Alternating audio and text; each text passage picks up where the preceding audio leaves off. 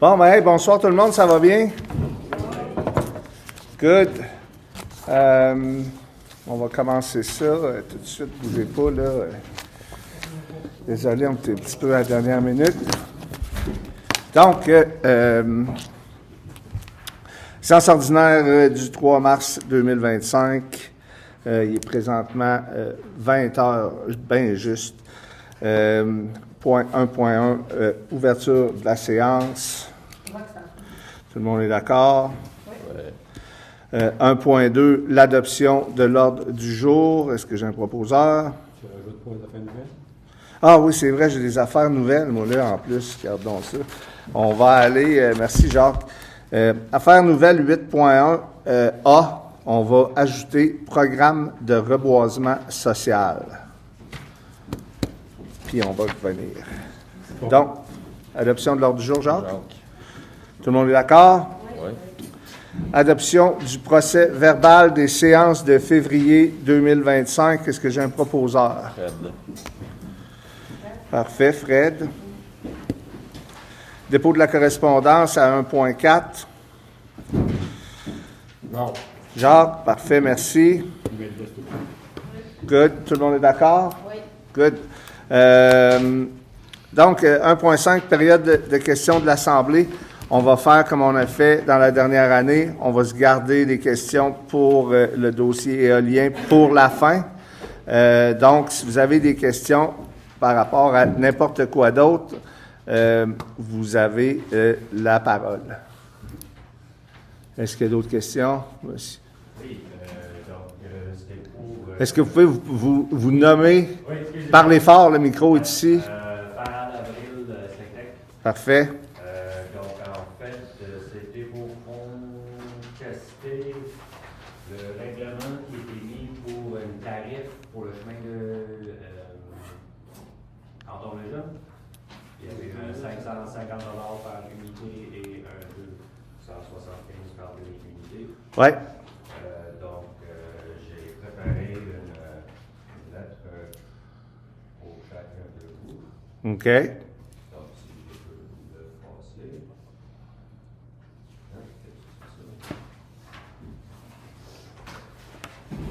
Je pense si j'ai mon copie de ça. Je lis la copie. OK. Donc, je vous présente avec le copie. Parfait, merci. Merci.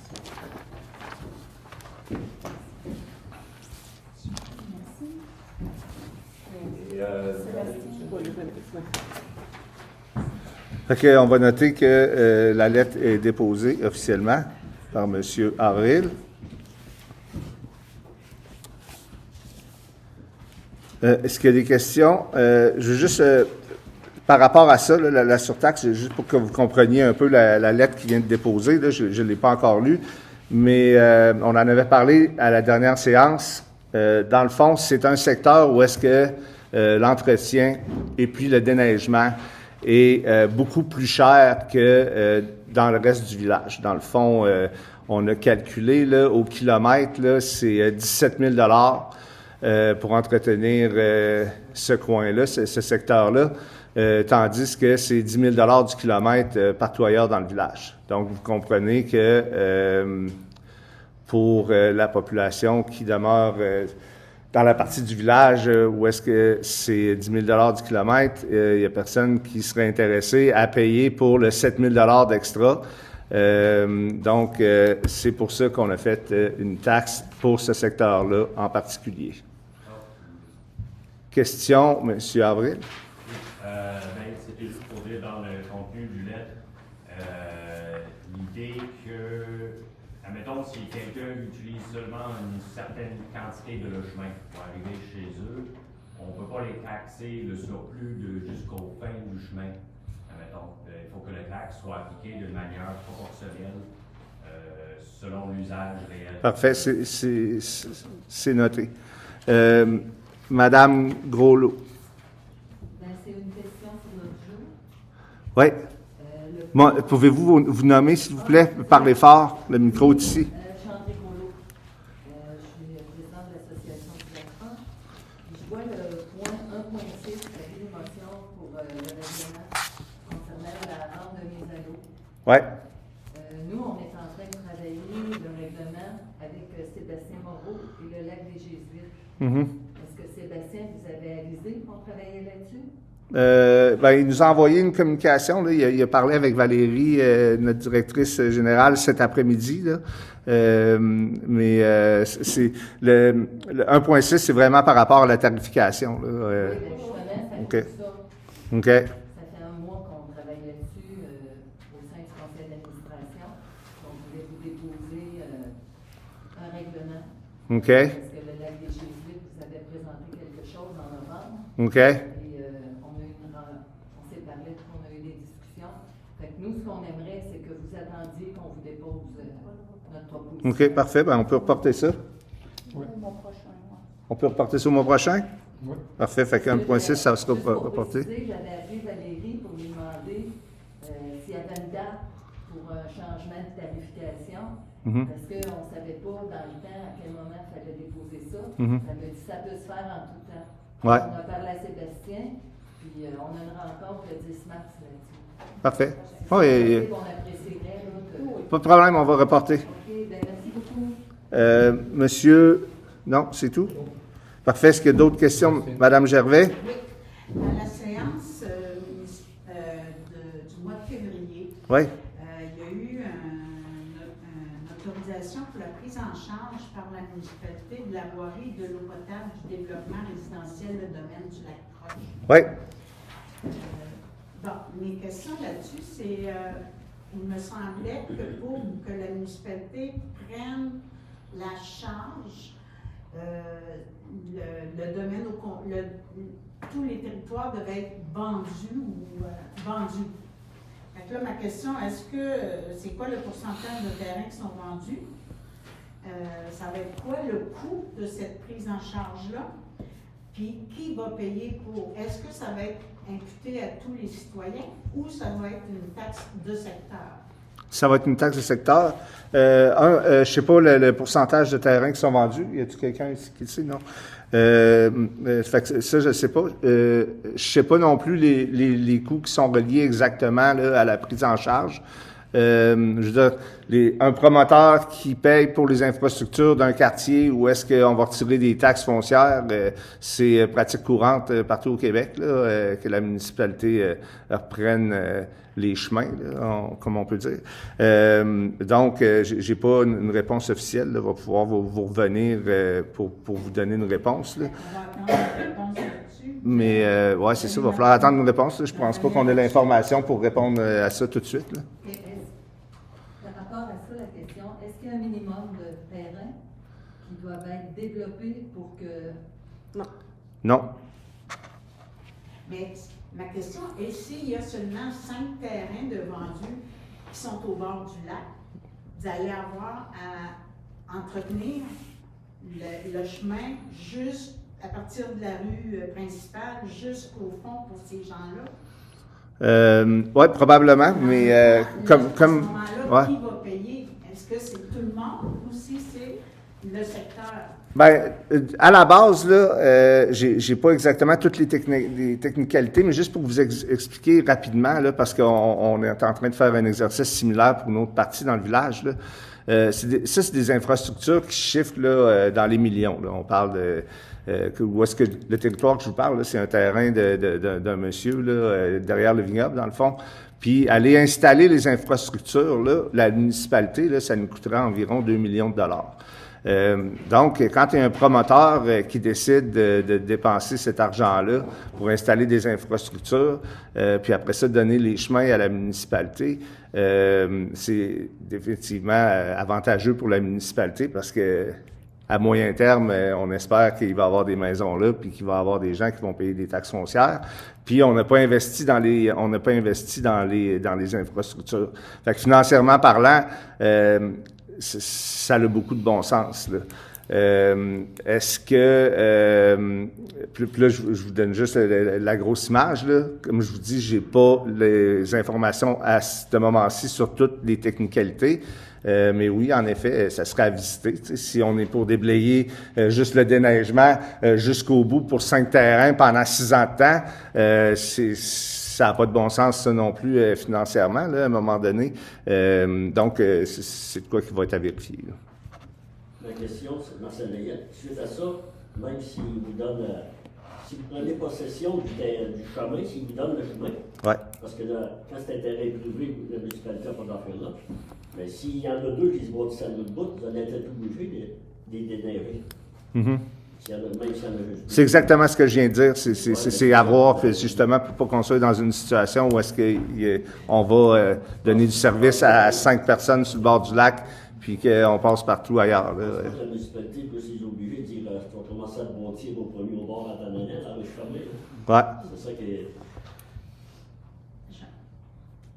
Madame Gervais?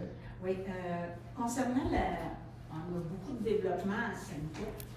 Et ma question est, c'est surtout une question à savoir si vous êtes sensibilisé à ça et si vous avez fait des estimations concernant est-ce que notre station d'épuration des eaux a une capacité suffisante pour absorber tout ça.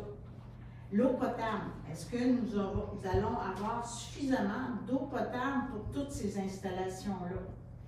Et est-ce que si les réponses sont non, ou il faut prévoir des investissements, est-ce qu'il y a des réserves qui sont prises pour combler ces besoins-là? Parfait. Bien, on va noter votre question parce que c'est des détails que, évidemment, j'ai pas à portée de la main présentement. Là. C'est tous des bonnes questions, puis je vais être sûr que vous ayez la bonne information. Je peux répondre Parfait. à ces informations. En fait, au niveau pour l'épuration des eaux, il n'y a aucun problème. On est encore capable d'augmenter la capacité, ça, il n'y a aucun problème. Présentement, le développement au lac Croche, c'est des fosses septiques, donc ça ne touche pas notre système. Celui-là, il n'y a aucune instance. Donc, oui, on est encore capable d'en prendre beaucoup. Au niveau de l'eau potable, on a déjà un endroit de prévu pour un prochain puits, advenant le cas où c'est qu'on aurait une nécessité d'avoir vraiment un besoin. Présentement, on peut encore augmenter notre capacité, mais en plus, on a un puits de prévu si jamais on viendrait qu'à avoir un développement tel que ça deviendrait nécessaire. Et quand on a besoin de faire des développements comme ça, il y a des subventions qui existent là, pour développer des nouveaux puits. C'est génial, on a eu la réponse tout de suite. C'est super. Est-ce qu'il y a d'autres questions? C'est tout, parfait. On va continuer avec 1.6, avis de motion, c'est reporté pour la tarification à la mise à l'eau, la rampe de mise à l'eau. 1.7, qui était avis de motion du dépôt de projet du règlement 421-2025 modifiant les règlements 189-2022 et 48-93 concernant la tarification lors d'une demande de dérogation mineure. Donc ça a passé de 75 $ à 300 $. Est-ce que j'ai un proposeur? C'est juste un avis de motion. C'est juste un avis de motion, on n'a pas besoin de proposeur? Quelqu'un qui donne l'avis de motion. OK, parfait. 1.8, avis de motion et dépôt du projet de règlement 422-2025 modifiant les règlements de construction 335-216 pour autoriser les conteneurs maritimes à titre de bâtiments complémentaires dans certaines zones. Est-ce que là-dessus, on a besoin d'un proposeur? Quelqu'un qui donne l'avis de motion. Parfait. Roxane donne l'avis de motion? Tu pourrais donner des renseignements sur le règlement. Oui. Dans le fond, on a des citoyens qui nous ont demandé pour pouvoir utiliser des conteneurs maritimes comme bâtiments secondaires, le garage ou storage. Donc, on s'est mis à regarder la réglementation qu'il y avait autour. On pouvait déjà en zone agricole puis certaines zones commerciales. Donc, Lac au Sable, il y avait un règlement qui vient juste d'être appliqué. Fait qu'on a regardé ce règlement-là. On trouvait que ça avait bien du bon sens.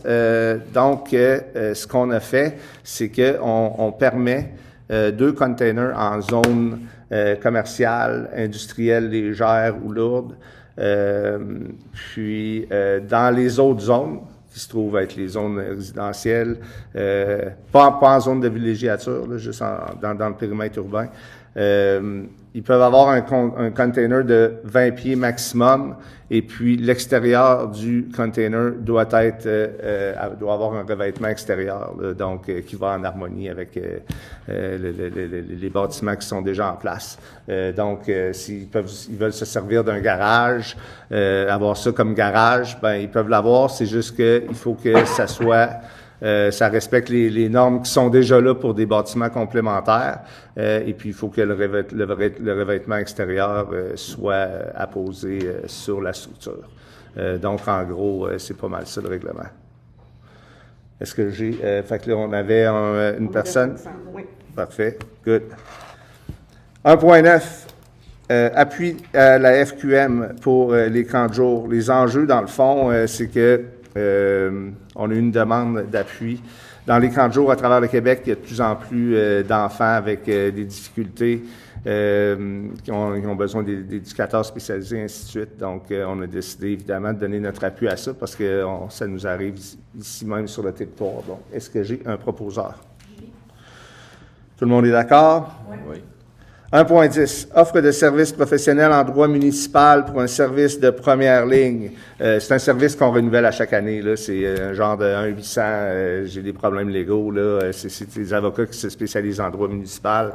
C'est le même tarif à chaque année. Est-ce que j'ai un proposeur? Fred. Tout le monde est d'accord? Oui.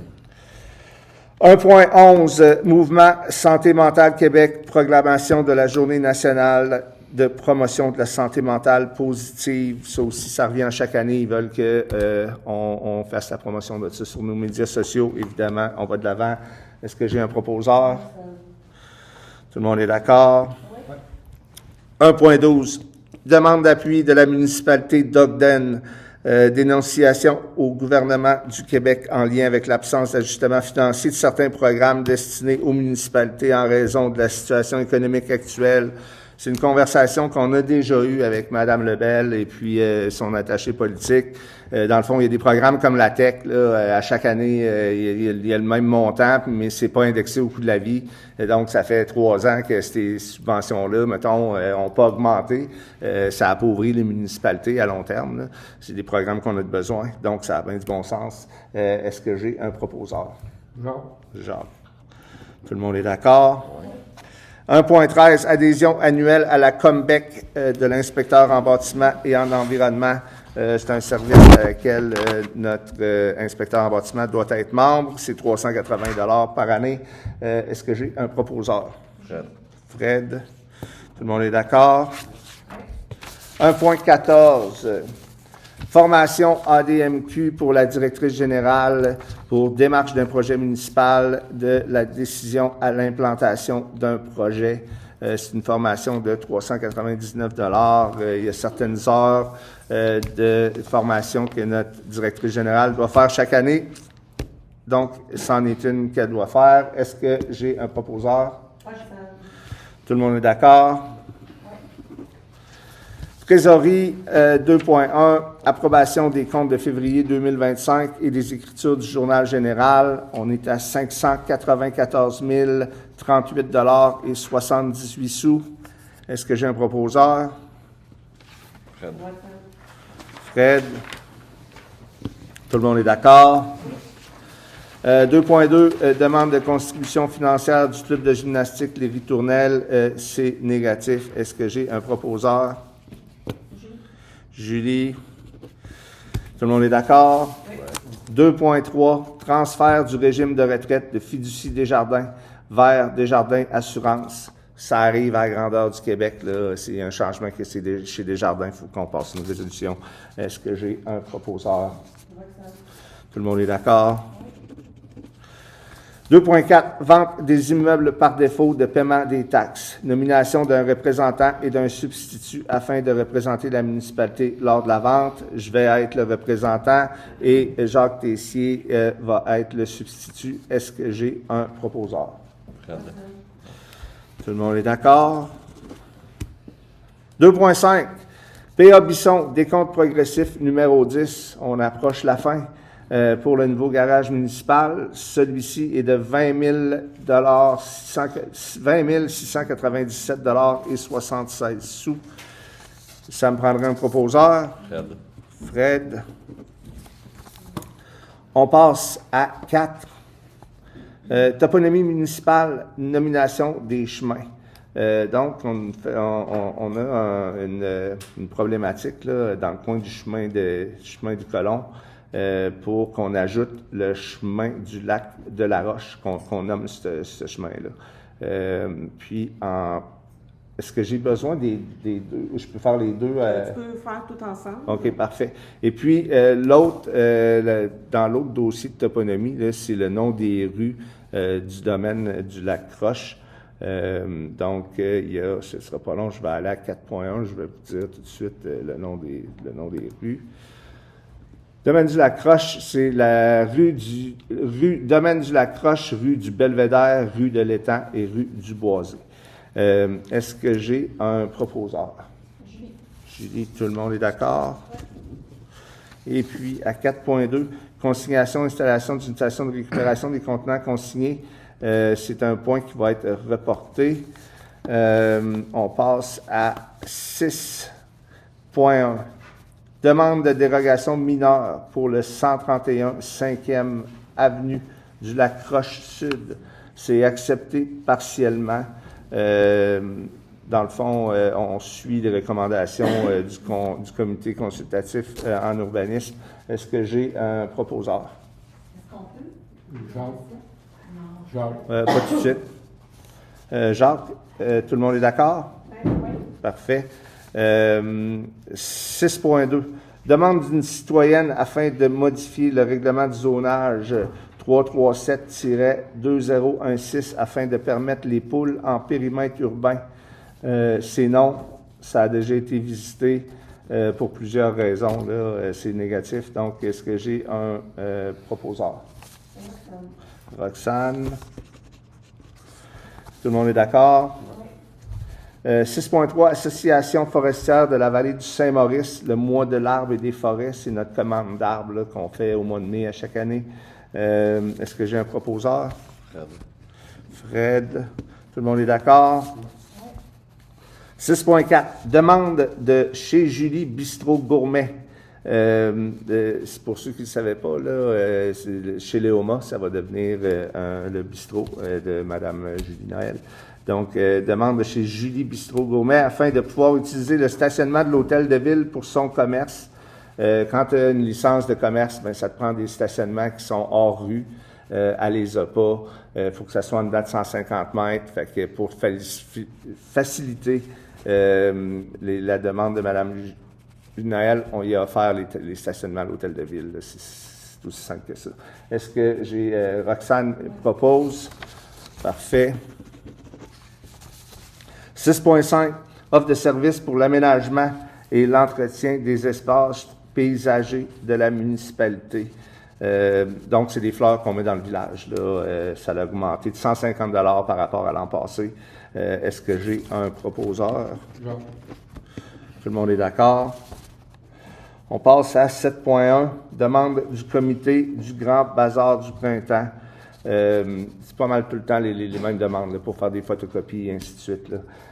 Ils vont utiliser le terrain du stationnement en avant de l'hôtel de ville. Là. Vous savez, là, l'événement arrive à chaque année. Donc, est-ce qu'on a un proposeur? Moi, je vais juste me retirer du... Parce qu'elle aide avec l'organisation. Donc, Julie se retire. Fred, on va voir. Puis Fred va proposer. Tout le monde est d'accord? Oui. Parfait.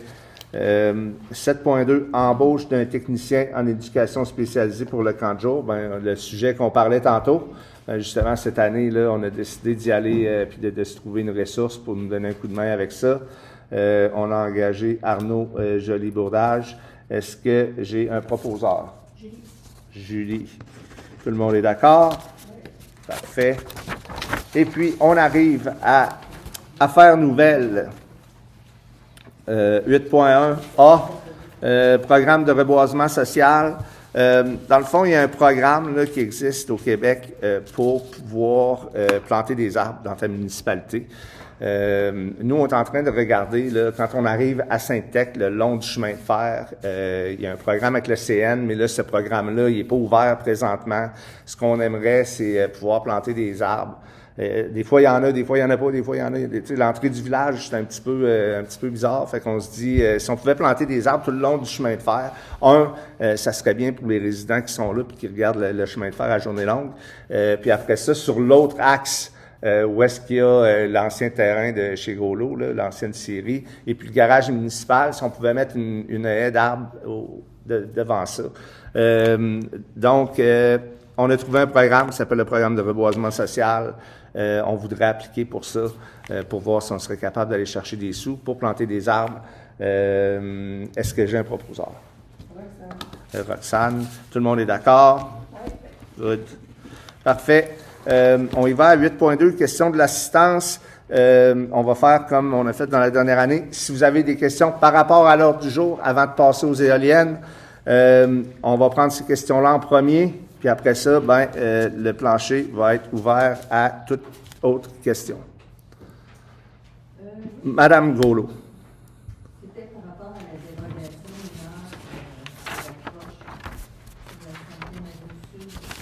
Ouais. C'est par rapport à quoi la dérogation? Julie, est-ce que tu veux l'expliquer?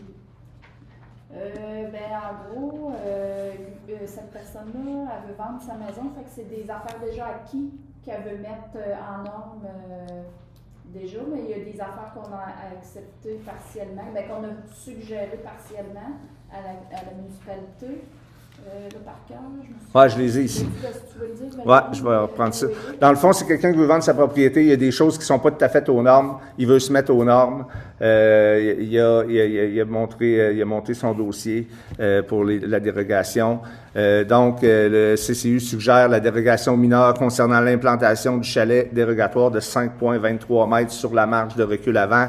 Le CCU suggère d'accepter la dérogation mineure pour l'implantation de la haie de cèdre sous condition que celle-ci doit être taillée. De plus, si la haie de cèdre est détruite, la nouvelle haie devra être conforme à la marge de recul avant applicable au règlement de zonage qui sera en vigueur. Le CCU suggère d'accepter la dérogation mineure pour construction accessoire suivant l'escalier en béton, le trottoir en béton, le trottoir en bois et le muret situé en rive, considérant le fait qu'il pourrait avoir un risque important d'érosion vers le lac.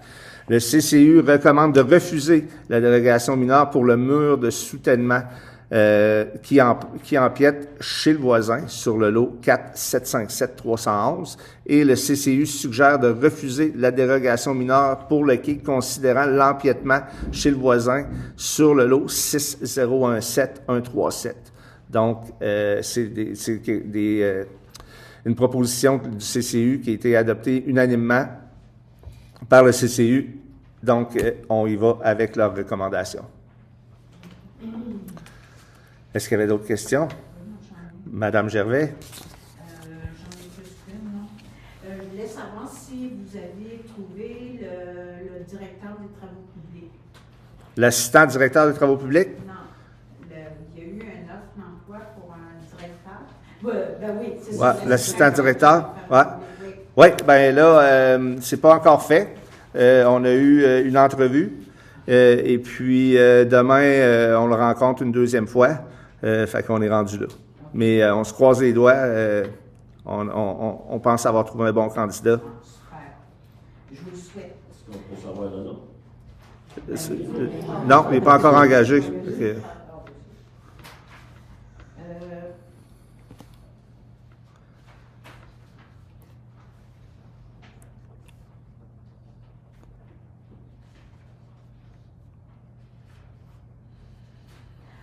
Pour les poules.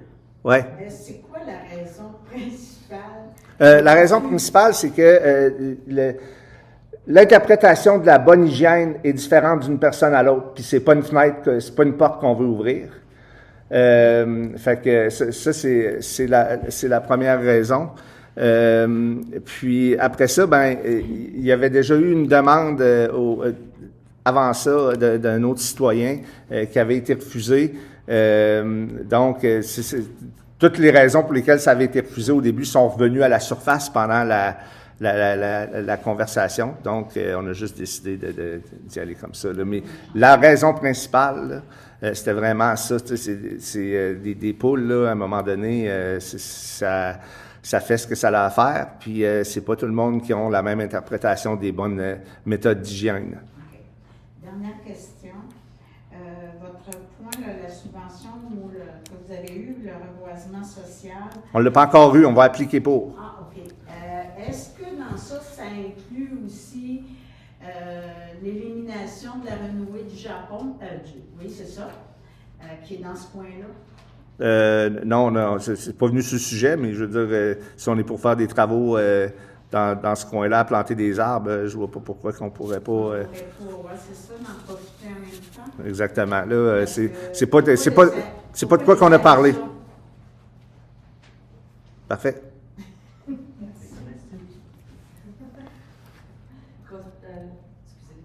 Concernant le déneigement jésuite, Ouais. la question tout à l'heure, c'était pas 12 000 finalement? C'est 17 000. Ben, c'est 16 000 et quelques poussières. J'avais entendu de la mairie 12 000. Ouais, non, c'est 10. Non, c'était OK. 16 000. C'est 16 000. On l'a calculé ensemble, puis je peux vous dire que c'est 16 000 quelques, là. Versus 10 000 dans le reste de la municipalité, là. Est-ce qu'il y a d'autres questions?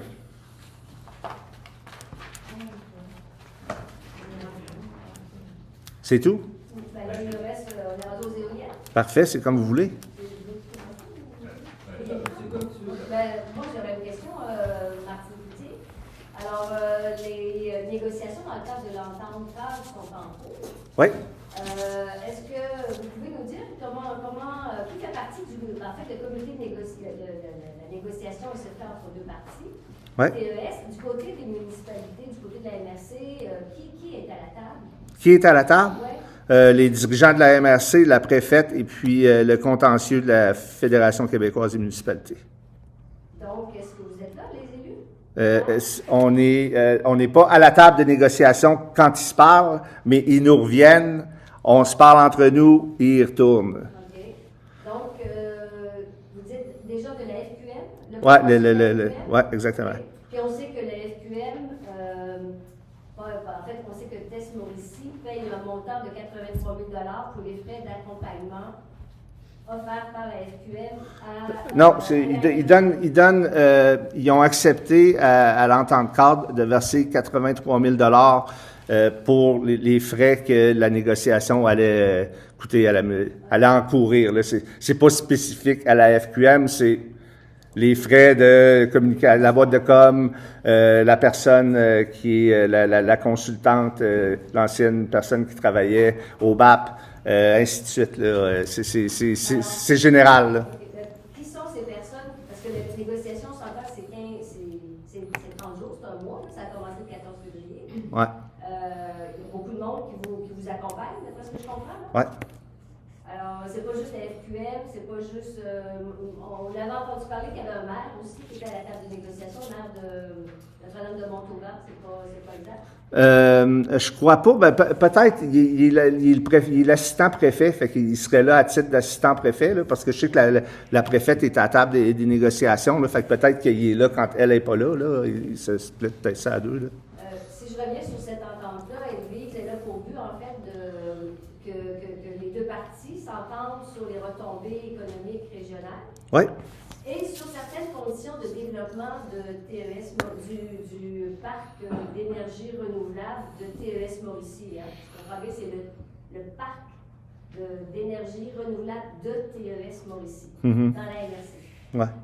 Qu'est-ce qu'on entend par conditions de développement? Pouvez-vous donner un exemple de ce que c'est des conditions? Les mises à niveau des routes, ce genre de choses-là. Là. C'est quoi? les mises à niveau des routes, ainsi de suite, là, tu sais, quand la construction va être terminée, s'il y a des choses à remettre comme c'était avant, il y a déjà de la réglementation au niveau du ministère de l'Environnement, mais on demande vraiment l'assurance pour ces choses-là, là, que les routes soient mises à jour, Ça, c'est vos que tout, conditions à vous, comme ouais, municipalité. qu'on ajoute là, dans. Ok, mais moi, je parle des conditions de développement du parc d'énergie. Ben c'est ça, c'est ça, les conditions qu'on parle, là, nous, de notre côté, là, c'est vraiment ça, là, c'est de la mise à niveau du territoire en général, là.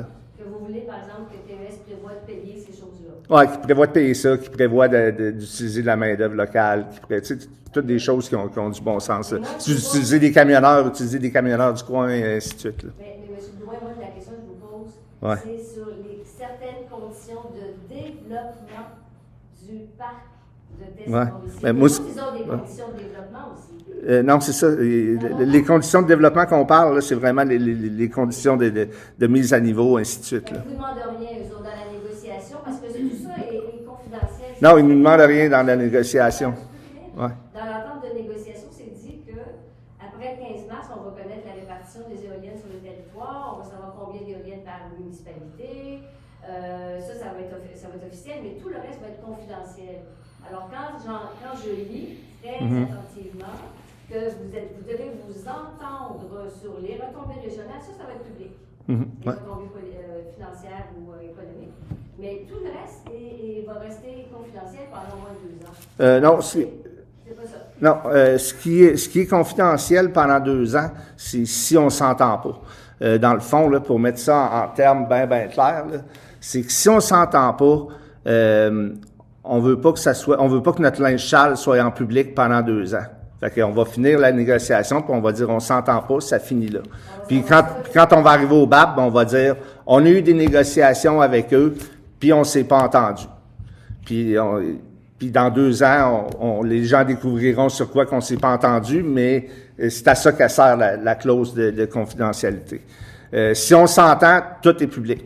Tout est public, vraiment, là. Il y a rien qui va être caché à la population, là. C'est vraiment. À partir du moment où on va savoir, quand vous allez faire votre conférence de presse et vous parler des retombées économiques régionales, on va tout savoir? Oui, exactement. Là, vous allez voir, un coup que les négociations vont être terminées, là, ça va être vraiment public. Il n'y a personne qui a avantage, ni TES, ni la MRC, que ces choses-là soient cachées de la population. Là, vraiment pas. Là. J'ai une dernière question après ça. Puis je veux juste revenir sur le 15 mars. Vous parliez du 15 mars. C'est 2 choses séparées, ça. Là. TES vont annoncer le site de l'emplacement des éoliennes. C'est pas conditionnel aux négociations. Là. Ils vont montrer leur plan d'implantation quand ils vont avoir rencontré toutes les municipalités. Là, il reste 2 municipalités qui n'ont pas encore rencontré.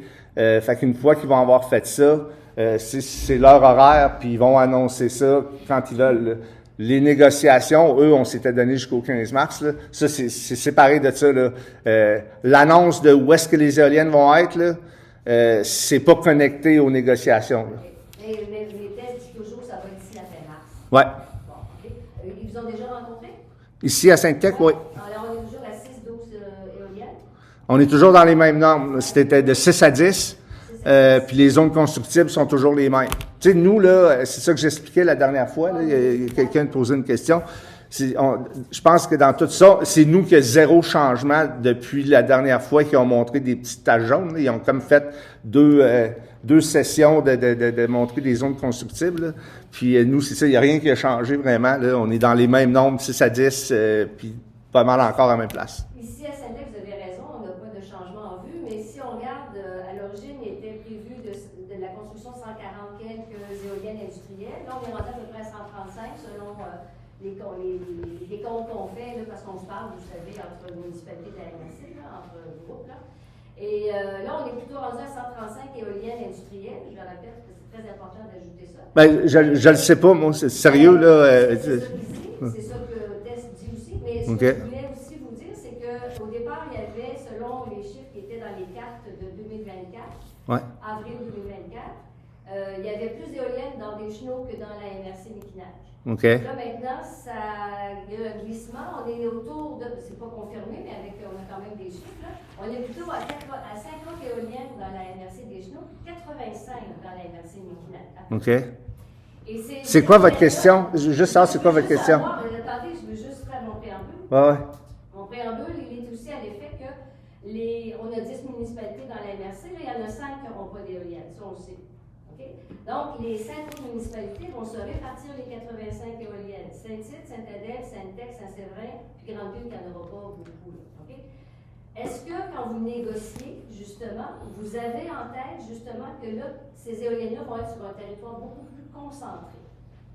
Est-ce que ça change votre perspective? Parce que moi, il y a un an, quand on entendait parler de Test Canada, ben, on se disait, c'est grand, les deux MRC, mais là, on se rend compte qu'il y en a plus dans la MRC Mekinac et sur un territoire proche du nôtre.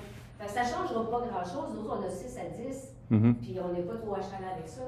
Mais tout autour, quand on sait qu'il va y en avoir 40 à Sainte-Adèle, c'est quand même pas rien. Moi, je veux juste m'assurer que vous avez ça dans la perspective que dans le voisinage immédiat, là, il y a des enjeux aussi d'avoir autant d'éoliennes sur un territoire de plus en plus serré. Est-ce que c'est tout en compte? Oui. Oui, de quelle façon? Comment vous voyez ça?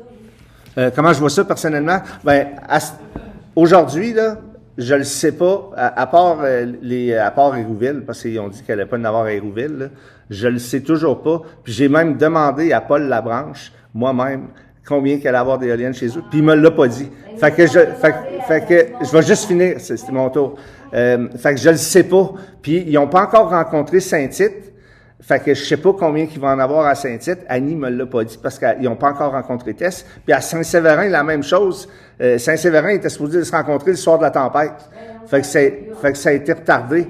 Donc, je sais pas combien qu'il y en a à Saint-Séverin. Je sais pas combien qu'il y en a à Sainte-Adèle parce que Paul n'a pas répondu à ma question. Je sais pas combien qu'il y en a à Saint-Tite non plus. Puis je sais qu'il y en aura pas à Hérouville. Ça, c'est ce que je peux vous dire. Puis ici, ben quand ils nous ont rencontrés, ils nous ont dit encore entre 6 et 10, puis le long de la ligne, là, la même zone constructible qu'on avait. Donc ça, c'est l'info qu'on a présentement. Là. Fait que je peux pas vous dire qu'on négocie par rapport au nombre exact d'éoliennes, parce que c'est pas encore officiel, puis on le sait même pas entre nous. OK, donc vous négociez sans savoir. Ouais, ben on négocie en regardant la globalité du projet au complet. La façon qu'on négocie, là, puis vous allez voir là, la façon qu'on voit ça, là, c'est que si on avait fait un parc éolien nous-mêmes, ça veut dire là, comme un appel d'offres d'hydro. Vous vous rappelez, je vous parlais de ça l'été passé. Il y aurait une valeur à notre gisement de vent dans Mekinac. Fait avec la FQM, c'est une valeur qu'on a été mettre à ce gisement de vent-là. Puis là, on est en train de dire, dans le fond, hey, c'est ça que ça vaut notre gisement de vent. Donc, si c'est nous qui aurions développé ça, c'est le genre de revenus qu'on aurait eu en tant que région. Donc, si vous venez vous installer ici, c'est un petit peu ça la matière qu'il y a à négocier avec eux. C'est sûr que leur argument est très bon. Tu sais, oui, si vous aviez un parc éolien dans votre région, vous auriez aussi investi 50 millions ou 60 millions. Là, vous investissez pas une scène. Donc, c'est un petit peu ça, la négociation. Là. Fait que c'est vraiment, là, au lieu d'y aller éolienne par éolienne, on a 84 éoliennes, donne-moi 20 piastres l'éolienne. On y va plus dans la globalité de ce qui vaut notre gisement de vent. Puis, si le projet va de l'avant, que la région soit pas perdant financièrement face à ça, parce que un coup que le gisement de vent est utilisé pour un projet, on peut pas mettre une éolienne à côté d'une éolienne qui est déjà là. Fait qu'on le perd, ça. Fait que c'est un petit peu dans ces lignes-là que les négociations vont de l'avant. Vous avez été rencontrés des éoliennes à Sainte-Tech, qui vont être à quel endroit environ? On ne le sait pas encore. Les zones constructibles sont les mêmes que le dernier coup. Là, c'était le long de la ligne là sur Sainte-Adèle, Sainte-Tech. Là, c'était vous avez vu la dernière version de la map. Là, je pense que c'était au mois de juillet qu'il avait sorti une map au mois de juin. Là, puis il y avait des zones constructibles là, le long de la limite de Sainte-Adèle puis Sainte-Tech. Là, c'était encore à la même place. Là. Les zones constructibles n'ont pas bougé de là. Là. Ben, ils peuvent pas, le règlement de contrôle intérimaire à des distances de 2 km du périmètre urbain. Là. Est-ce que vous pouvez vous identifier, s'il vous plaît? Aussi. Merci. Est-ce qu'il y a d'autres questions? Monsieur Avril. Ouais. Quand vous avez fait la présentation du RCI en avril, le 29 avril 2024, Oui. Est-ce que vous avez contacté les propriétaires non résidents? Non. Est-ce que vous êtes au courant? C'est pas à nous à contacter les propriétaires. Vous comprenez? C'est pas notre projet à nous. Là. Nous, on ne contacte pas les propriétaires. Là. Je vais éviter d'argumenter sur ce Ouais. point-là, juste pour le... Ouais. Vous avez reçu aussi la lettre que j'avais envoyée à l'MRC de Mekignac, le comté. Au mois d'avril? Non. Dernièrement, en février Oui. 10, oui. Oui, oui. Oui, donc, vous avez eu cette lettre-là. Est-ce que vous êtes au courant que le RCI est en train de créer une situation d'expropriation divisée sans compensation pour les propriétaires de l'eau vacante? Oui. OK. Est-ce que vous êtes au courant qu'une expropriation divisée est illégale? Oui. OK. Je pense que je vous ai déjà répondu à cette question-là. Oui, mais... Ouais. Parce que là, tu sais, si on danse de même pendant 11 mois de temps, on gaspille le temps à tout ce monde-là. Là.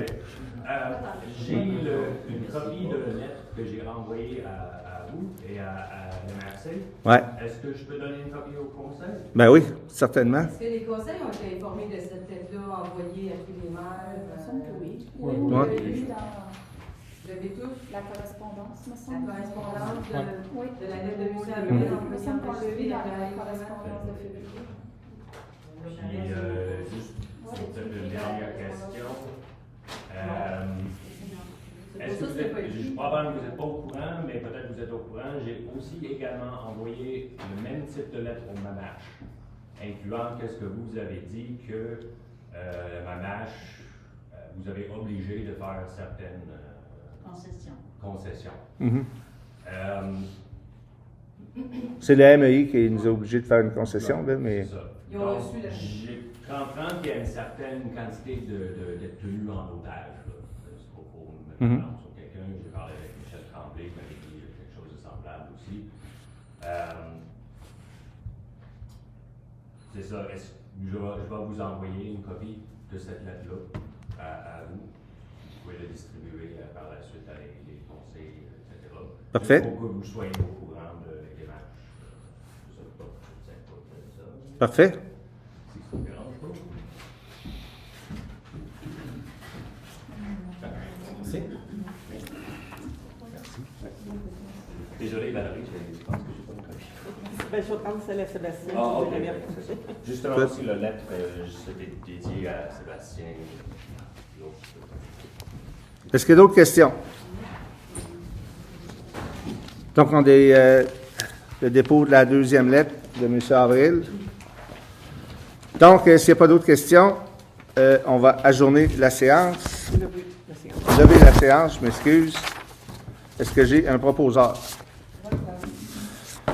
Parfait. Donc, la séance est levée à 20h48. Merci beaucoup.